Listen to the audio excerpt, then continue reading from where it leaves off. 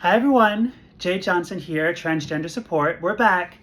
So today I want to jump into the process of having counseling as part of your journey, and from that counseling, getting your needed letters. And I'm going to explain what I mean by that.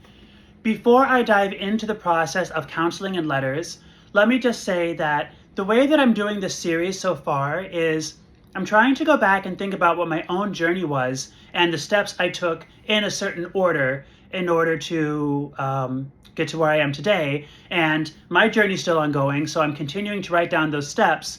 But the point is, if there's a topic that you think I might have forgotten as I'm thinking about many topics, or I've skipped over, or something you want to cover more, let me know in the comments and I'll be happy to cover it, assuming I've had experience in it and I can share that with you. But for the purpose of today is the counseling and the letters. So what do I mean? Well, for many processes on the journey, specifically starting hormones or any type of surgery you might want, it is guaranteed that you're going to need 2, maybe 3 letters. The amount of letters changes. But what those letters are is evidence that you have met with licensed professionals with whom you've shared your journey, and they are writing you a letter saying, I've met with this person, I've met with Jade or whomever, and I know her journey, and I believe that whatever this next step is, either starting hormones or surgery, she or you, this person is in the right mindset, is in the right physical state, is in the right overall state of health to go forward with that next step, okay? And those letters, just so you know, the reason there's 2 or 3 is oftentimes one is going to be from your primary care physician, you know, someone that knows your general health and has been tracking you throughout the period of your journey. And the second one is going to be very often from someone who is in a mental health care space or therapeutic space. And that might be a psychiatrist or a psychologist. It could be a clinical practicing social worker. It depends. Different healthcare networks, different states, these requirements, 2 versus 3 letters, from whom they will accept the letters, they vary by location and healthcare network. So make sure to ask very specifically. This is something that we can all do and advocate for ourselves and say, okay, listen, we'll get them from whom, okay? Do I need it specifically from a psychiatrist, MD?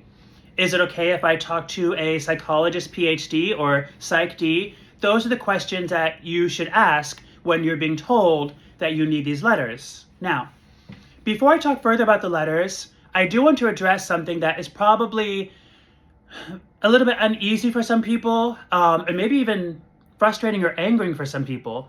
I've had people say to me, isn't it so obnoxious that we are still in a place, we means as trans people, that we still need others to validate our journey or to basically give us this agreement? It seems sort of like this big brother sort of thing. All I'll say for the purpose of this video is I get that, I feel that, and I went through that. But that part of the process has existed for quite a long time, and I don't see it changing anytime in the future. And we can certainly talk separately about what that future looks like. But for now, you need the letters. So in order to work in the system and to play the game, I want to tell you about what that experience is, okay? But I do understand that for some people it could be difficult. So now that we know that you're going to need these letters, 2 or 3, what the process is going to be, I've mentioned, take the time to ask your questions, confirm from whom exactly you can get these letters from, what their background needs to be, what their job needs to be. Is it one psych review, one general medical review? Ask those questions. And then the other thing that people don't always know to ask, but if they don't offer it, ask the person who's telling you your requirements, who's usually someone who's looking at your whole packet or your medical profile as you continue your journey. Ask them, okay, great, I'll do this, but does this institution, whomever, wherever you're sitting, that hospital, that clinic, do you guys offer any services that have specialists who I can work with today, or meaning not the appointment today, but you can help me get the ball rolling? And sometimes they'll say, oh yeah, great, we have in-house psychiatrists or psychologists or social workers physicians who will do your general review, they will often have that, sometimes not. But I also want to give you that advice because sometimes you'll leave and say, okay, I know what I need to do, but something that could seem so simple for some people, doing research and finding these professionals to do this review, could seem daunting for others, especially when usually at this point of your journey, you're not always practiced to a space where you feel totally comfortable to call someone and say, hey, this is my name, I'm a transgender individual and I need your help. That can feel tough, okay? So ask the person who's talking to you about the letters, do you, person you're talking to, have some resources or some people you recommend already? It may save you time. That being said, the other part of that is never feel like you have to use somebody's resource. So while it's a nice facility, it could be easy if somebody has a name or they have in-house. I've had people say, oh, we have services here for you. Always want to make sure that the person you're speaking with is someone that you feel comfortable with, right? It's a very sensitive topic for many people. It's a very personal topic for all of us. So always make sure you feel comfortable with the person you're speaking with, okay? So that's something else. Know the specifics about from whom you need the letters, and then ask if there's any help about how to reach those people and to gather that list of resources. And then in the end, make sure that the professionals with whom you're working, you feel comfortable, okay? Now, the last thing I will say about it is, it can seem scary for some people, especially people who are not used to the idea of therapy. It's not been part of their background. What I can tell you, I do know that everyone's experience is different. So I don't want to make some rosy path like everything's always easy. But I do want to be one of the stories to tell you that there are times, like my own, where my journey was very positive as far as getting the letters. I had the frustration because, pursuant to my last video, I was early on in my journey and I wanted everything to be tomorrow or today, and I heard it as another step. But I asked them the questions I'm telling you guys about.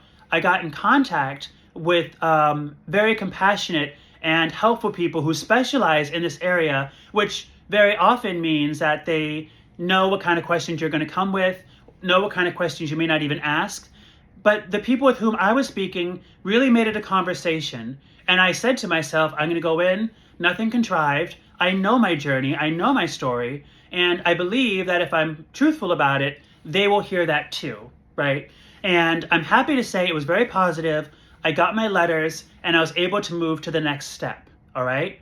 Again, not everyone has the easiest situation, so just start now, do your preparation, but I hope that this information was helpful for you to start anticipating. Don't get stuck later, be all ready to go, thinking, you know what, today I woke up, I want to start hormones, or I want to get a list for surgery. Just keep in mind, you will need these letters.